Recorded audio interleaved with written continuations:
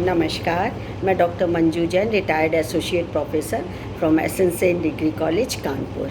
मैं पिछले कई सप्ताह से प्रेरणादायक कहानी मेरी जुबानी नामक शीर्षक के अंतर्गत कुछ छोटी छोटी कहानियाँ, मज़ेदार कहानियाँ, रोचक कहानियाँ या प्रसंग के वीडियोज़ बना के आप तक पहुँचाती हूँ, जिसका मुख्य ध्येय ये होता है कि जीवन की कठिनाइयों के पलों में हम कभी विचलित ना हों, कभी जल्दबाजी ना करें, कभी अपने आत्मविश्वास को खोए नहीं।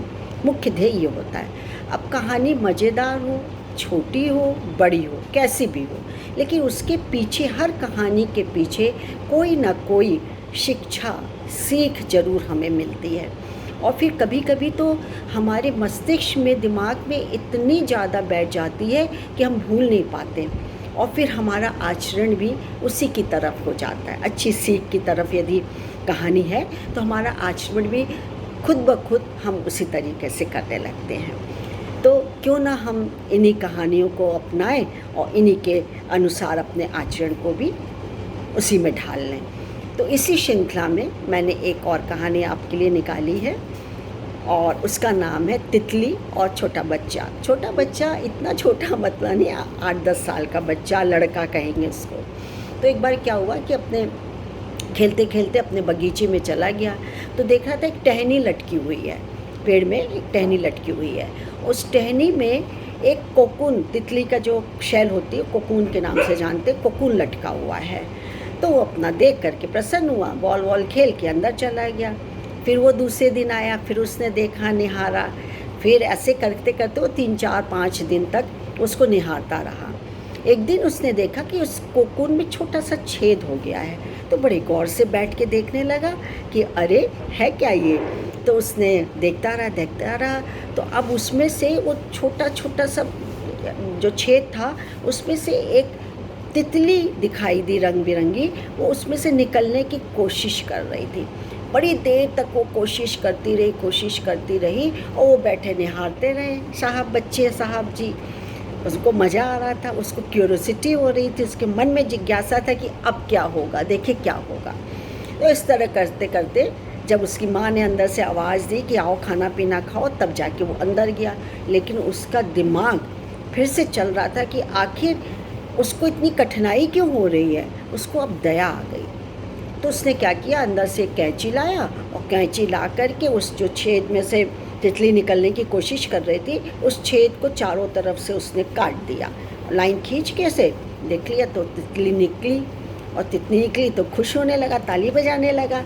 सभी को अच्छी लगती है रंग बिरंगी तितली, वो भी बाग में यदि मिल जाए तो क्या हुआ कि उसने सोचा अब तो ये उड़ेगी जैसे उड़ती है, लेकिन नहीं, वो उड़ नहीं सकी। उसका बिल्कुल बदन जैसे सूजा सा होता है, वो सूज गया था, और पंख भी बिल्कुल एकदम नहीं के बराबर हो गए थे, और वो उड़ने लायक नहीं थी।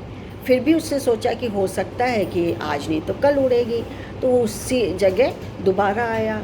फिर ऐसे करके दूसरे दिन भी आया, तीसरे दिन भी, लेकिन वो तितली नहीं उड़ पाई। उसके पंख, उसको इतनी क्षमता नहीं थी कि उसको उड़ा दे, और शरीर भी उसका सूजा हुआ था, मुरझाया हुआ सा बिल्कुल। तब उसको बहुत अंदर से ख़राब लगा। उसने अपनी माँ से भी पूछा, तो उसने कहा कि नहीं, ऐसा नहीं है, वो अपने आप प्रकृति को उसमें रस मिलता है, जो अंदर कोकून शेल होता है, उसमें थोड़े दिन तक, जैसे माँ के पेट में बच्चे को पूरा उसको तरल पदार्थ और खाना मिलता, उसी तरीके से उस तितली को भी तरल पदार्थ मिलता रहता है, जिससे कि उसके पंख भी मजबूत होते हैं और वो उड़ने लायक हो जाता है। लेकिन अब तो निकल गया समय, मुट्ठी में जैसे बालू निकल जाती है, समय वैसी फिसल के निकल गया। तो अब बताइए कि इससे क्या शिक्षा मिलती है, या क्या मिली, या आपने क्या सोचा, या इस कहानी के पीछे क्या मंत्र है। तो मंत्र यही है कि देखिए, हमें संघर्ष में भी हमको, या आप यूँ कहिए कि संघर्ष की भी हमारे जीवन में बहुत महत्व है। इसी संघर्ष के द्वारा ही हम आगे की चुनौतियों से लड़ सकते हैं, जूझ सकते हैं।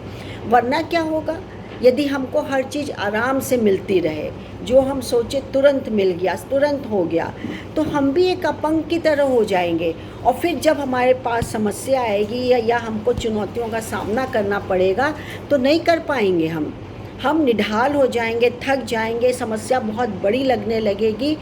तो कुछ चीज़ें ऐसी होती हैं कि संघर्ष करने से ही इसमें निखार आता है, या संघर्ष करने से ही हमको वो इसकी प्राप्ति होती है।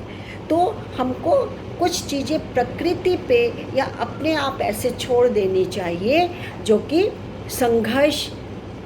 संघर्ष से बढ़ने या छुटकारा मिलने का हमको आगे बढ़ने की हमको सलाह देती है, आगे बढ़ने का हमको उत्साह देती है।